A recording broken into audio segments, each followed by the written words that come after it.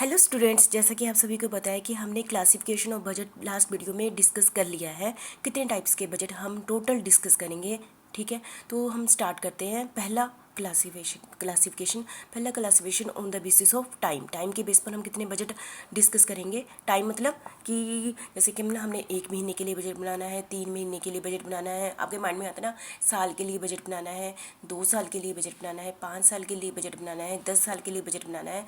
तो हम अलग अलग टाइम, मैंने बोले ना, कितने टाइम को हम लॉन्ग टर्म बजट कहेंगे, कितने टाइम को हम शॉर्ट टर्म बजट कहेंगे, कितने टाइम को हम करंट बजट कहेंगे।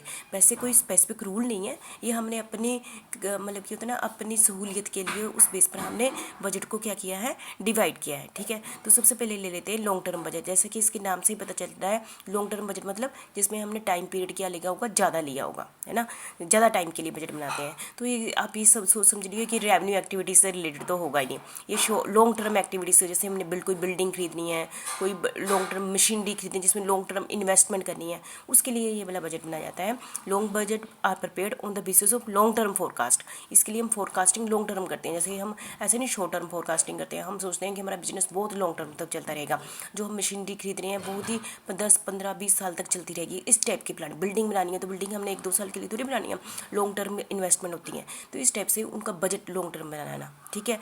ये मैक्सिमम इसमें पीरियड हम काउंट करते हैं 5 to 10 ईयर, मतलब कि 5 to 10 ईयर मतलब इससे भी ज़्यादा, 5 साल या इससे ज़्यादा को हम क्या कहते हैं। यदि हम कहते हैं 5 साल का बजट बनाया, तो मतलब कौन सा बजट बनाया, लॉन्ग टर्म बजट बनाया। इसके ऊपर तो फिर सारे लॉन्ग टर्म बजट ही हो गए ना। This is the reason that this budget are prepared in term of physical quantity.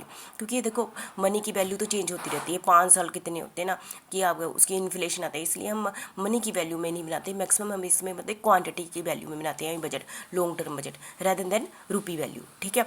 और जो लॉन्ग टर्म बजट है, ये कौन बनाता है, इसमें मेन किसका रोल होता है, टॉप लेवल मैनेजमेंट का होता है। क्योंकि इसमें लॉन्ग टर्म बजट होता है, उसमें बहुत ज़्यादा इन्वेस्टमेंट भी होती है। इसमें छोटा जो लोअर लेवल मैनेजमेंट का इतना रोल नहीं होता, क्योंकि ये बजट किससे रिलेटेड होता है, जैसे कैपिटल एक्सपेंडिचर, जैसे मैंने आपको बिल्डिंग मशीनरी, जो जिसमें बहुत ज़्यादा पैसा लगना है, रिसर्च एंड डेवलपमेंट पर पैसा खर्च करना, जो कि इस पर भी लॉन्ग टर्म तक पैसा लगता रहता है। लॉन्ग टर्म फाइनेंस, जैसे कि हमने कंपनी ने प्रेफरेंस इशू करने हैं, या फिर लॉन्ग टर्म बजट से रिलेटेड है, ठीक है। ऐसी कंपनी जिसका जेस्टेशन पीरियड क्या होता है, बहुत ही लंबा होता है ना, जैसे कि मशीनरी, इलेक्ट्रिसिटी, इंजीनियरिंग, है ना। तो उसके लिए हम कौन सा बजट बनाते हैं, लॉन्ग टर्म बजट बनाते हैं। शॉर्ट टर्म बजट कौन सा हो गया, जैसे कि इसके नाम से बदले 1 to 5 ईयर, मतलब कि 5 साल से अबव लॉन्ग टर्म बजट, और 1 साल से लेकर 5 साल तक के लिए जो बजट बनाया जाता है, उसको हमने क्या नाम दे दिया, बस नाम देना है। बजट आपको पता है एक फिक्स पीरियड के लिए, मतलब कि हमने 2 साल के लिए बजट बनाया, तो वो कौन सा बजट हो गया, शॉर्ट टर्म बजट हो गया। शॉर्ट टर्म के 5 साल तक जितना भी बजट बनते हैं उसको हम शॉर्ट टर्म बजट कहते हैं।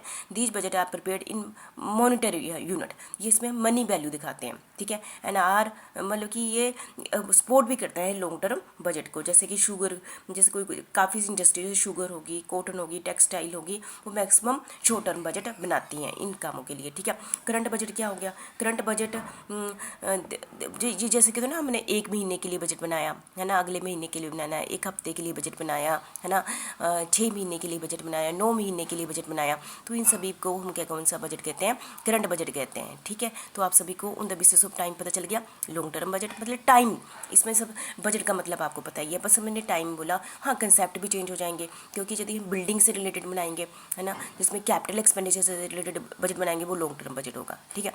यदि हमने 1 साल से रिलेटेड एक्टिविटी से रिलेटेड बजट बनाना है, वो उसके लिए हम कौन सा बजट यूज़ करेंगे, करंट बजट करेंगे। जैसे हमने एडवर्टाइजमेंट से रिलेटेड बजट बनाना है, तो कौन सा बजट यूज़ करेंगे, शॉर्ट टर्म बजट करेंगे, क्योंकि एडवर्टाइजमेंट का फायदा हमें 2-3 साल तक होता रहता है, इसलिए हम कौन सा बजट यूज़ करेंगे, शॉर्ट टर्म बजट यूज़ करेंगे, ठीक है। ये था पहला टॉपिक, 5 में से हमारा on the basis of time, ठीक है। दूसरा है on the basis of function. आपको पता है बिजनेस में बहुत सारे फंक्शन होते हैं, ठीक है, सेल, परचेज, है ना, मतलब कि फैक्ट्री के अंदर बहुत सारे जहाँ पर पैसा है वहाँ पर बजट बनेगा। जैसे मटेरियल बजट बन गया, लेबर बजट बन गया, एक्सपेंसेस, डायरेक्ट एक्सपेंसेस बजट बन गया, ओवरहेड एक्सपेंसेस बजट बन गया फैक्ट्री के अंदर। फिर हम यदि ऑफिस में चले जाएं, ऑफिस बजट बन गया, ऑफिस एडमिनिस्ट्रेशन बजट बन गया। यदि हम सेलिंग में चले जाएं, सेलिंग एंड डिस्ट्रीब्यूशन बजट बन गया। जितने भी फंक्शन होते हैं उनके बजट बना लेंगे कि हमें अगले महीने कितना खर्चा होगा, या अगले 1 साल तक इन पर कितना खर्चा होगा, तो बजट बना लेते हैं, ठीक है।